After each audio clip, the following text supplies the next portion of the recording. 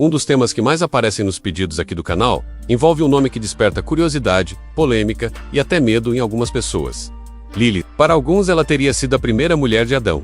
Para outros, um demônio da noite, associado à morte infantil e à sedução. E mais recentemente, para certos movimentos modernos, Lilith se tornou um símbolo de liberdade feminina e resistência à opressão. Mas afinal, quem foi Lilith de verdade? Essa personagem realmente existiu nos textos bíblicos? Ela foi mesmo a primeira esposa de Adão? Ou tudo isso é uma construção posterior? E como uma figura tão temida na antiguidade, acabou sendo resgatada como um ícone positivo nos séculos recentes?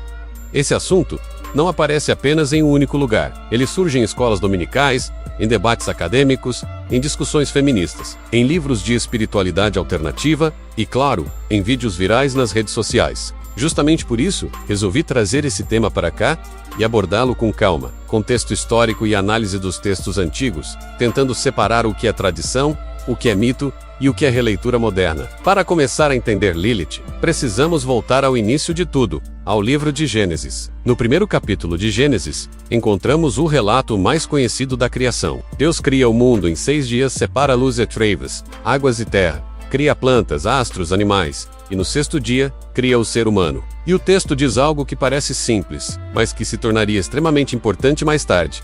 Deus criou o ser humano à sua imagem.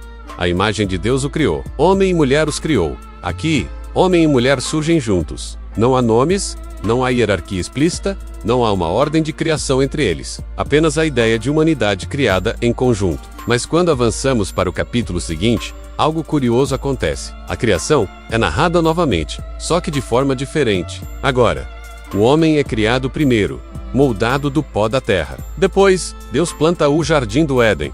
Em seguida, cria os animais. E somente depois, percebendo que o homem estava só e não havia quem lhe correspondesse, Deus cria a mulher a partir do corpo dele. Aqui, a mulher vem depois. Ela é formada da costela do homem. E dessa vez, ela tem nome: Eva.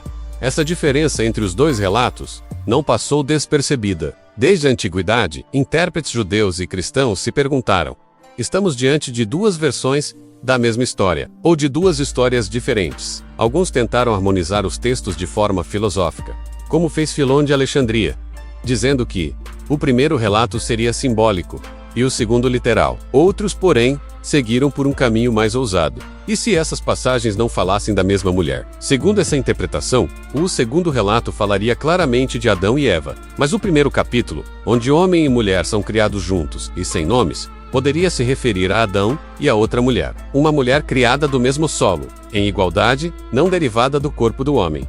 E foi aí que surgiu o nome Lilith. O problema é que Lilith praticamente não aparece na Bíblia. Na verdade, seu nome surge apenas uma única vez, no livro do profeta Isaías. Capítulo 34. O texto descreve a destruição do reino de Edom, que se tornaria um lugar desolado tomado por ruínas, espinhos e criaturas selvagens. Entre esses seres noturnos, o texto afirma: ali descansará Lilith e encontrará repouso. Muitas traduções tentaram suavizar essa palavra. Algumas traduzem Lilith como criatura noturna, coruja, animal do deserto, ou até bruxa do deserto. Mas no hebraico original, o nome está lá, Lilith. E o mais curioso é que nem mesmo as traduções antigas sabiam exatamente o que fazer com esse termo. A Septuaginta, tradução grega feita antes de Cristo, transformou Lilith em um ser híbrido, semelhante a um centauro. Já a Vulgata Latina do século IV traduziu Lilith como Lâmia, uma criatura da mitologia greco-romana conhecida por seduzir homens e devorar crianças.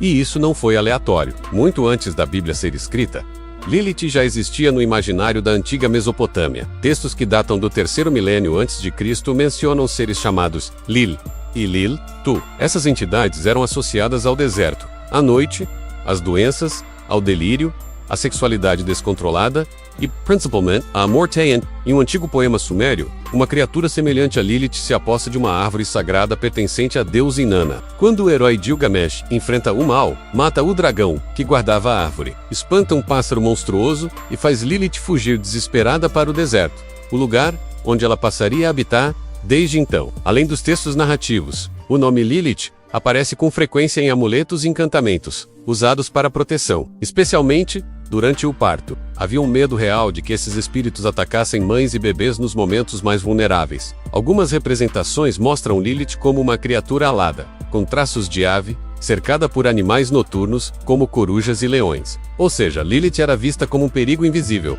uma ameaça que surgia à noite ligada ao caos, ao desconhecido e à fragilidade da vida. Quando os judeus entram em contato com essas culturas mesopotâmicas, especialmente durante o exílio na Babilônia, essas ideias acabam sendo incorporadas ao seu imaginário religioso. Lilith passa a existir também dentro da tradição judaica, ainda que de forma marginal. Mas a grande virada acontece na Idade Média, em um texto chamado Alfabeto de Ben Sira. É ali que Lilith ganha sua história mais famosa. Segundo esse texto, no princípio Deus criou Adão e Lilith do mesmo pó.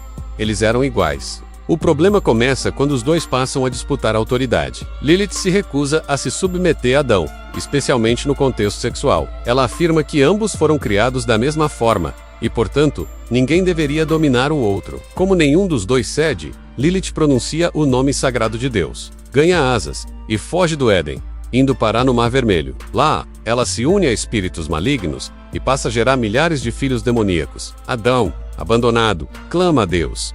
E Deus envia 3 anjos para buscar Lilith. Eles a encontram e fazem uma ameaça.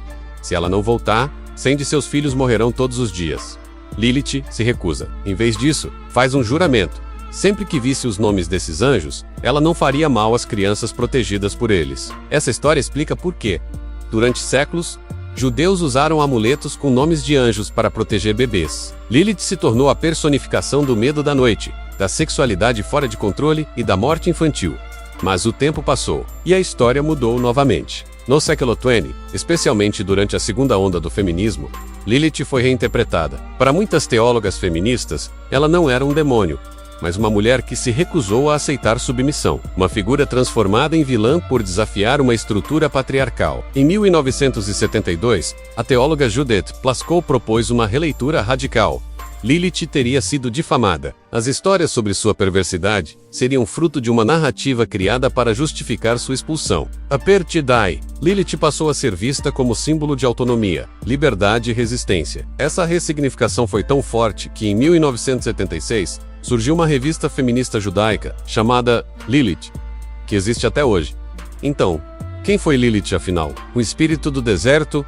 Um demônio medieval? Uma lenda rabínica? Ou um símbolo moderno? Talvez Lilith seja tudo isso ao mesmo tempo. Uma figura moldada pelo medo, pela cultura, pela religião e pelo poder das narrativas. E talvez o verdadeiro motivo de Lilith ainda causar tanto debate seja justamente esse. Ela nos obriga a encarar como histórias são criadas, transformadas e usadas ao longo do tempo. E agora eu te pergunto, Lilith foi um mito perigoso ou uma mulher que se recusou a se curvar?